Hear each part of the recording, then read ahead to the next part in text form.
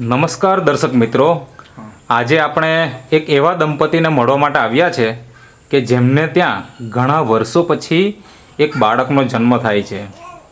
તો આપણે એમના પરિચય સાથે જાણીશું કે એમને રિઝલ્ટ મળ્યું કેવી રીતના, અને એ રિઝલ્ટ મળવા પહેલાં એમણે શું શું ટ્રીટમેન્ટ કરાવી અને કેટલા રૂપિયાનો ખર્ચો કર્યો એ પણ આપણે જાણીશું. અને સૌથી મહત્ત્વની વાત તો એ છે કે આજે બાળક જન્મ થયો અને કેટલા મહિના થઈ ગયા? 9 મહિના. તો 9 મહિના પછી અમે મળી રહ્યા છે.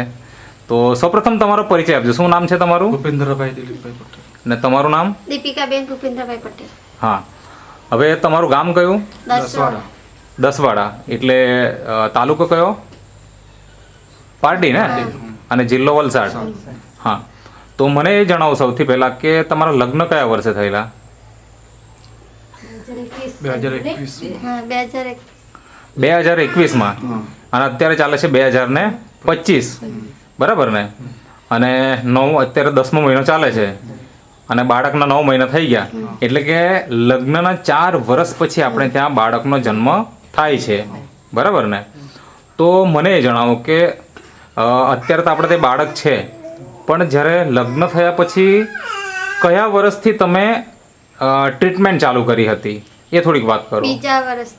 બીજા વર્ષથી. અચ્છા. ક્યાં ક્યાં ટ્રીટમેન્ટ કરાવી? કુરુસીમાં, હા, પછી પોસ્ટ હોસ્પિટલમાં, અચ્છા, સુરતમાં. પછી સુરતમાં. મતલબ 3 મોટી મોટી હોસ્પિટલમાં તમે સારવાર કરાવી. અચ્છા. તમારી સાથે અહીંયા તમારા મમ્મી પણ બેસેલા છે, બરાબર ને? મમ્મી જ છે ને તમારા? હા. તો તમે પણ થોડું જણાવો કે પહેલી વખતે ક્યાં લઈ ગયેલા, કયા હોસ્પિટલમાં? પારડી પુરુષી. તો ત્યાં આગળ શું કીધું એમ? કે બેને કીધું કે એને ગાંઠ છે એમ કીધું. અચ્છા. પછી ગાંઠ પીગળવાની દવા બી આપી. હા. પછી 1 મહિનો પીગળવાની દવા આપી, પછી પીગળી નથી. હા. પછી એણે કીધું કે આપણે ઓપરેશન કરાવવું પડશે. હા. પછી ઓપરેશન કરાવ્યું પછી બી રહ્યું નથી. અચ્છા. એટલે ગાંઠ હતી, પીગળા માટે દવા આપી, પછી ઓપરેશન પણ કરી નાખ્યું. ઓપરેશન પણ કરાવ્યું પણ આપણને રિઝલ્ટ મળ્યું નહીં. પછી શું કીધું? અમે છોડી દીધું. પછી અચ્છા. અહીંયા કેટલા સમય સારવાર કરાવેલી? 2 વર્ષ. ઓકે. અને પછી ક્યાં ગયા? સ્પર્શમાં. ત્યાં શું કીધું? કે 2 મહિના કોર્સ કરો પછી આવી જાય રિઝલ્ટ. એટલે શું પ્રોબ્લેમ એમ કહેતા હતા ત્યાં? તો બીજ ના બને. અચ્છા. બીજ નહીં બનતું હતું. સ્ત્રી બીજ જે બનવું છે એ બને નહીં. અચ્છા. અચ્છા. પછી સુરત મોકલાયા. અચ્છા. હા હા. સુરત કહે કે ટેસ્ટ ટ્યુબ બેબી કરવાની. અચ્છા. મતલબ જો પહેલી વખતે આપણે જે હોસ્પિટલમાં ગયા ત્યાંથી પછી આપણે બીજી હોસ્પિટલમાં, અને ત્યાંથી ભલામણ કરી કે હવે સુરત લઈ જવો એમ. અચ્છા. તો સુરત કેટલા સમયે ટ્રીટમેન્ટ કરાવી? 3-4 મહિના હે. 6 મહિના. અચ્છા. તો બી રિઝલ્ટ નહીં મળ્યું. ત્યાં શું કહેવાનું હતું? કે તમારે આ કરવું પડે એમ કે ટેસ્ટ બેબી કરવું. હા, ટેસ્ટ ટ્યુબ બેબી માટે કીધું. બીજી કોઈ પહેલા સારવાર કરી કે નહીં કરી ત્યાં? 6 મહિના. એટલે કોર્સ કર્યો એમ, આમ દવા ચાલુ કરી બધી. તેમાં એ લોકો એટલે ત્યાં પણ એ જ કહેતા હતા કે સ્ત્રી બીજ નથી બનતું, એવું જ કહેતા હતા? અચ્છા. મતલબ કે બધી જ જગ્યાએ એક જ સરખો આપણને જવાબ મળતો કે સ્ત્રી બીજ નથી બનતું, બરાબર ને? અને એના કારણે તમને એવું કીધું કે ટેસ્ટ ટ્યુબ બેબી કરાવવું પડશે. મને જણાવો કે આ જ્યારે 3 હોસ્પિટલમાં ગયા તો ખર્ચો કેટલો થયો? 5-6 લાખ રૂપિયા થઈ ગયા. 6 લાખ રૂપિયા થઈ ગયા. અચ્છા. હમણાં આ પુરુષીમાં આવ્યા અને આ ડિલિવરી થયા ત્યારે અમારે 70,000 થયા. પછી આ બધો એ તો બરાબર, પણ આ જો આપણે પ્રેગ્નન્સી નથી રહી ત્યાં સુધીમાં કેટલો ખર્ચો કરેલો હશે અંદાજે?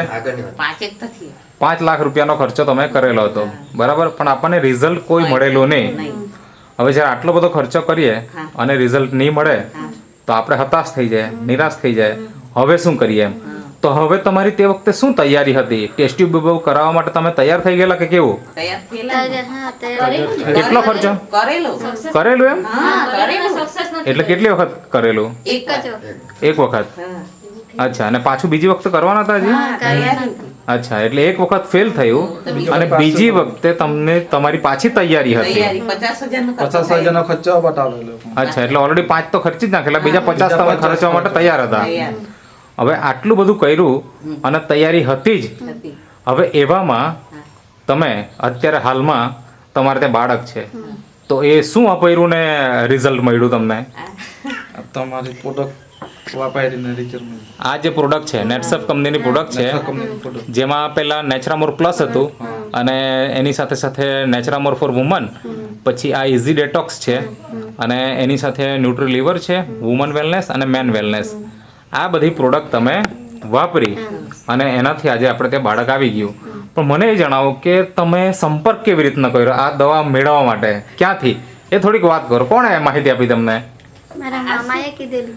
આ જે તમારા મામા છે, બરાબર. શું નામ તમારું? દિલીપભાઈ, દિલીપભાઈ. અને તમે વ્યવસાય? શિક્ષક, શિક્ષક. ક્યાં આગળ? તામસડી, ધામચડી એટલે ધરમપુર. ધરમ. ઓકે. તો તમને માહિતી ક્યાંથી મળી? મતલબ એમને કેવી રીતના માહિતી આપી? થોડીક વાત કરો. જે અમારા જે શિક્ષક મિત્ર છે ને, હા એમની બેનને આ દવા વાપરી હા. એટલે એમને ત્યાં બાળક જન્મ્યું. અચ્છા. એટલે એમણે મને માર્ગદર્શન આપ્યું કે એક વ્યક્તિ છે હા. એ દવા આપતા છે. અચ્છા. હવે એ વ્યક્તિ એમ કે વાસદાના એમ કે, હા. પણ પછી મેં વિચાર કર્યો કે તે વાસદાના મેં સંપર્ક કર્યો, પછી એમ કે તમારા ગામમાં પણ દવા આપતા છે. તો મેં વિચાર કર્યો કે કોણ હશે, હા. એટલે મારા મિત્રને ફોન કર્યો ખોટાડિયામાં. અચ્છા. તો એમણે મને તમારું નામ આપ્યું કે આપણા અચ્છા. ગામમાં મિરાજભાઈ આપતા છે આ કંપનીની દવા. અચ્છા. તો પછી એમને મેં માર્ગદર્શન આપ્યું કે આપણે ત્યાં જઈએ એમ. હા. પછી મારી મુલાકાત થઈ પછી ગઈ. તમારી મુલાકાત થઈ. અચ્છા. એવી રીતના મતલબ મારો કોન્ટેક્ટ થયો થયો. અને તમે મતલબ લઈને આવ્યા. આ દીપિકા બેન એમના મમ્મી અને તમારા મામી એવી રીતના તમે મારે ત્યાં આવેલા એ મને યાદ છે. અને પછી આપણે પ્રોડક્ટ તે જ દિવસથી તમે શરૂઆત કરેલી, બરાબર ને? એટલે કે તમે જે ટ્રીટમેન્ટ કરાવવાના હતા ટેસ્ટ ટ્યુબ બીબીનું પાછું અને 50,000 ખર્ચો કરવાના જ હતા, અને ત્યારે તમારો મારો સંપર્ક થયો અને મેં તમને જે પ્રોડક્ટ આપી અને મને યાદ છે કે આપણે 3 મહિના વાપરી અને રિઝલ્ટ આવી ગયું, બરાબર ને? તો ત્યારે તમારો ટોટલ કેટલો ખર્ચો થયો? કારણ કે મને એવું ખબર છે કે 15,000 આપણે ખર્ચો કરેલો, બરાબર ને? 15,000. અને અહીંયા 5 લાખનો ખર્ચો કર્યો અને ત્યાં રિઝલ્ટ નથી પડ્યો અને 15,000ના ખર્ચામાં આપણને રિઝલ્ટ મળી ગયું. તો રિઝલ્ટની તો ઘણી વાત થઈ ગઈ, પણ હવે બાળક આપણે જોઈએ કેટલું મોટું થઈ ગયું છે.